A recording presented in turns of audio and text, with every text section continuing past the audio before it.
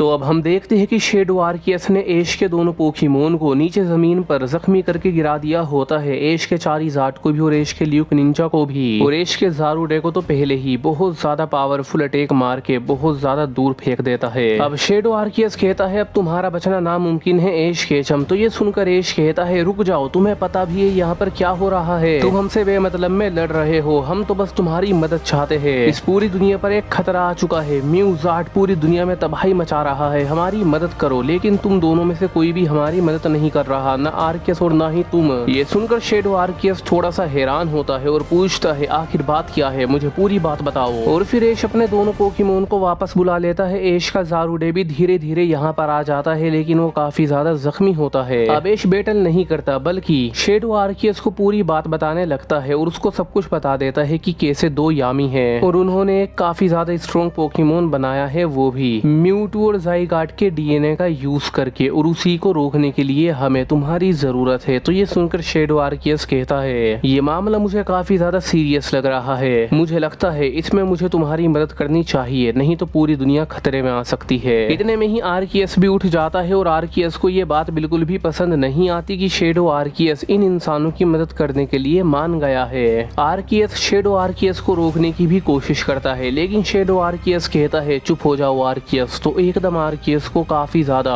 खौफ महसूस होता है, ये पूरा कांपने लगता है क्योंकि शेडो आर्कियस की पावर एकदम पीक पर होती है और अब शेडो आर्कियस काफी ज्यादा गुस्से में भी होता है। तो इस पॉइंट ऑफ टाइम पर शेडो आर्कियस के आगे अपनी जबान चलाने से कुछ भी फायदा नहीं है और यही सब कुछ सोचकर बस आर्कियस खामोश हो जाता है। और शेडो आर्कियस कहता है तुम भी हमारी मदद करोगे आर्कियस म्यूज़ार्ड को रोकने में। तो आर्कियस बस खामोश होकर शेडो आर्कियस के ऑर्डर को मान लेता है। फिर शेडो आर्कियस पूछता है मुझे बताओ वो म्यूज़ार्ड मुझे कहाँ पर मिलेगा, मैं आज उसका खेल खत्म कर दूंगा। तो एश कहता है ये हुई ना बात, चलो मेरे साथ चलो। और ये कहने के बाद एश, एथीना और ज़ारुडे यहाँ से आ जाते हैं ज़ारुडे किंगडम में। और यहाँ पर एश अपने ज़ारुडे को छोड़ देता है क्योंकि वो यहाँ का लीडर है। उसके बाद एश सिटी की ओर जाने लगता है। एश सबसे पहले तो कॉल लगाता है गिलेड को और एश कहता है गिलेड आप वापस आ जाइए प्रोफेसर ओक के पास से, क्योंकि अब हमें कोई पोकेमोन बनाने की जरूरत नहीं है, क्योंकि हमारे पास अब दो सबसे ज्यादा पावरफुल पोकेमोन है और मुझे यकीन है कि ये दो पोकेमोन मिलकर उसे हरा देंगे। तो गिलेड पूछते हैं वो दो पोकेमोन कौन से है, लेकिन एश कहता है वो सब मैं आपको बाद में बताऊंगा, पहले जो जगह मैंने आपको दी है आप वहाँ पर आ जाइए। गिलेड प्रोफेसर ओक के साथ होते हैं, लेकिन गिलेड प्रोफेसर ओक से सॉरी बोलते हैं और निकल जाते हैं। अगले सीन में हम देखते हैं कि एश, एथीना और गिलेड ये तीनों मिल जाते हैं और गिलेड अपने सामने आर्कियस और शेडो आर्कियस को देखकर काफी ज्यादा हैरान तो होते हैं, लेकिन ये काफी ज्यादा खुश भी होते हैं और कहते हैं शेडो आर्कियस तो काफी ज्यादा स्ट्रॉन्ग पोकेमोन होगा, मुझे यकीन है कि आर्कियस और शेडो आर्कियस मिलकर म्यूज़ार्ड और लेवल 100 के ज़ेक्रोम को रोक लेंगे और फिर हम तुम्हारे डेट को भी बचा पाएंगे।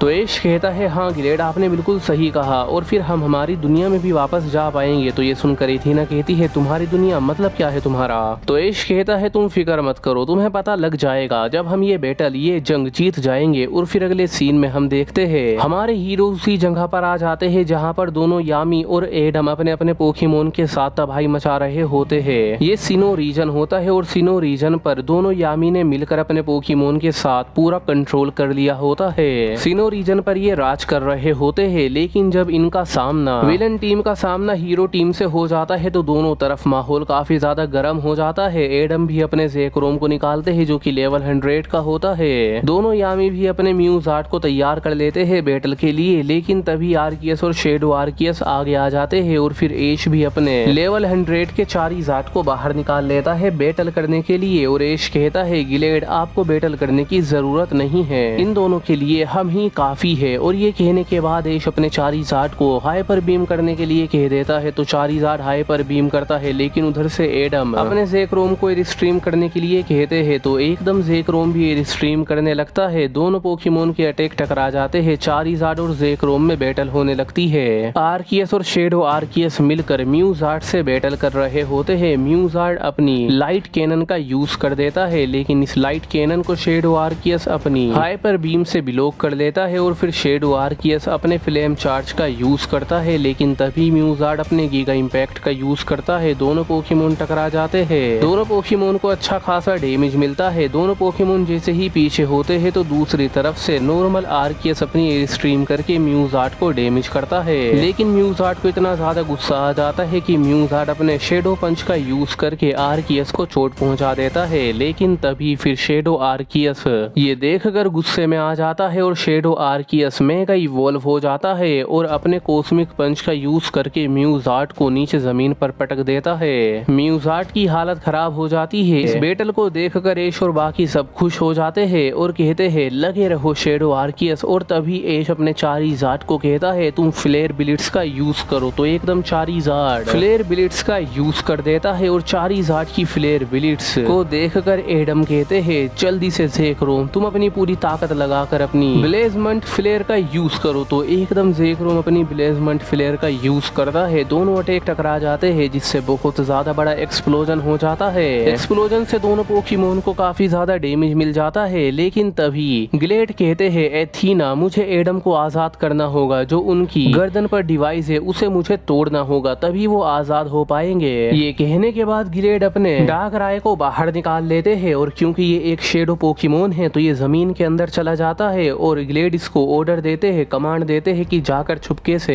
एडम की गर्दन पर लगे डिवाइस को तोड़ दो। और फिर डार्कराय भी ऐसा ही करता है, अपने मिशन को अंजाम देने की कोशिश करता है और छुपके से एडम के पीछे आ जाता है। और फिर डार्कराय अपने डार्क स्लेज का यूज करके इस डिवाइस को तोड़ने वाला होता है। लेकिन तभी दूर से यामी इस चीज को देख लेता है तो एकदम यामी अपने पालकिया का यूज करके डार्कराय को रोक लेता है। अब जो फ्यूचर का यामी होता है जो कि हमारे मेन हीरोज की टाइमलाइन का है, उसका ये पालकिया होता है और वो कहता है डार्कराय को खत्म कर दो। तो पालकिया डार्कराय से बैटल करने लगता है। लेकिन यहाँ पर ग्लेड का एक दूसरा प्लेन भी होता है। ग्लेड ने अपने जिराची को भी बाहर निकाला था। ग्लेड को ऐसा कुछ होने की उम्मीद थी और जिराची एडम के पीछे से आकर अपने अटैक का यूज करके एडम की गर्दन पर लगे डिवाइस को तोड़ देता है और उसके टूटते के साथ ही एडम होश में आ जाते हैं। लेकिन एडम के माइंड पर काफी ज्यादा बुरा असर हुआ था तो इसी वजह से एडम बेहोश हो जाते हैं। फिर ग्लेड अपने दो पोकेमोन का यूज करके जिराची और अपने डार्कराय का यूज करके पालकिया का मुकाबला करने लगते हैं। ऐश देखता है कि उसके डेड बेहोश हो चुके हैं तो ऐश अपने डेड को संभालने की कोशिश करता है। उन्हें एक सेफ जगह पर लाकर बैठा देता है एक पेड़ के नीचे। फिर ऐश अपने डेड की पोकेबॉल का यूज करके पहले तो ज़ेक्रोम को वापस बुला लेता है। फिर ऐश अपने चारिज़ार्ड और अपने पिकाचू का यूज करके जाता है म्यूज़ार्ड से लड़ने। और जो इस टाइमलाइन का यामी होता है वो म्यूज़ार्ड को कमांड दे रहा होता है। अब ऐश भी अपने पोकेमोन के साथ मिलकर आर्कियस और शेडो आर्कियस की मदद करने लगता है। शेडो आर्कियस भी और आर्कियस भी अपनी हाइपर बीम करते हैं तो म्यूज़ार्ड भी अपनी हाइपर बीम करके इसे रोकने की कोशिश करता है। दूसरी तरफ से ऐश का पिकाचू अपना वोल्टेकल कर देता है। लेकिन म्यूज़ार्ड यहाँ पर अपने दूसरे हाथ से एक एक्सप्लोजन ब्लास्ट करता है। उसकी वजह से पिकाचू काफी ज्यादा दूर जाकर गिरता है। ऐश अपने पिकाचू को प्रीमियम फॉर्म पर ले आता है और फिर हम देखते हैं कि म्यूज़ार्ड अपनी पूरी ताकत लगाकर दोनों शेडो आर्कियस के अटैक को ब्लॉक कर देता है। और फिर म्यूज़ार्ड चारिज़ार्ड से बैटल करने जाता है। म्यूज़ार्ड भी अपने फायर पंच का यूज करता है, चारिज़ार्ड भी अपने फ्लेयर पंच का यूज करता है। दोनों पोकेमोन को एक दूसरे के जैसे ही अटैक लगते हैं तो ये दोनों पोकेमोन पीछे घिसट जाते हैं। दोनों पोकेमोन को डैमेज मिलता है। दूसरी तरफ हम देखते हैं कि जो ग्लेड होते हैं वो अपने बाकी पोकेमोन का भी यूज करते हैं, जैसे कि अपने शेडो गिरेटिना का यूज करते हैं और अपने जिराची और डार्कराय के साथ मिलकर अपने टाइमलाइन के यामी के पालकिया को हरा देते हैं, वो भी इनके मोस्ट पावरफुल अटैक का यूज करके। और ये देखकर यामी काफी ज्यादा हैरान हो जाता है। लेकिन ग्लेड के तीनों पोकेमोन मिलकर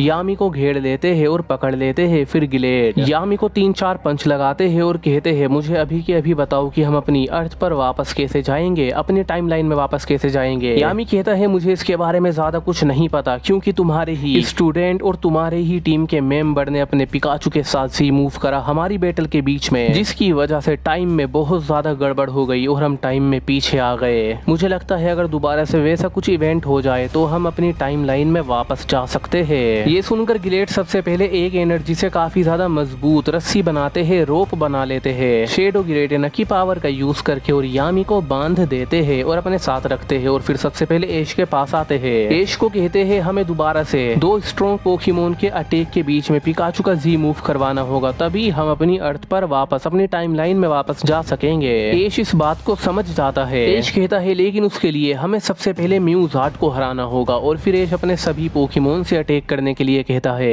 ऐश का चारिज़ार्ड अपना कॉस्मिक फ्यूजन ब्लास्ट कर देता है। ऐश का पिकाचू अपना जी मूव कर देता है। आर्कियस भी अपना जाइंट मॉन्स्टर क्रश अटैक करता है। शेडो आर्कियस अपना shadow giant monster crush attack करता है। ये सारे अटैक मिलकर एक जाइंट अटैक बन जाते हैं। इस अटैक को देखकर इस टाइम लाइन का यामी शॉक हो जाता है, लेकिन फिर म्यूजार्ड भी अपने पावरफुल अटैक का यूज करता है, जो कि उसका plus ultra hello energy blast होता है। सबके अटैक आपस में कोलैप्स कर जाते हैं, लेकिन यहाँ पर हीरोज के अटैक में काफी ज्यादा पावर होती है, तो अटैक म्यूजार्ड को लग जाता है। बहुत ज्यादा बड़ा ब्लास्ट होकर म्यूजार्ड हार जाता है। तो ये देखकर यामी शॉक हो जाता है, लेकिन इस मौके का फायदा उठाता है और म्यूजार्ड को अपनी पोकी बॉल में कैच कर लेता है। अगले सीन में सब कुछ शांत हो जाता है। यहाँ पर ऑफिसर जेनी आती है और इस टाइमलाइन के यामी को पकड़कर ले जाती है। और फिर यहाँ के महान साइंटिस्ट यहाँ पर प्रोफेसर ओक आते हैं। प्रोफेसर ओक को देखकर ऐश कहता है, प्रोफेसर ओक आप यहाँ पर कैसे?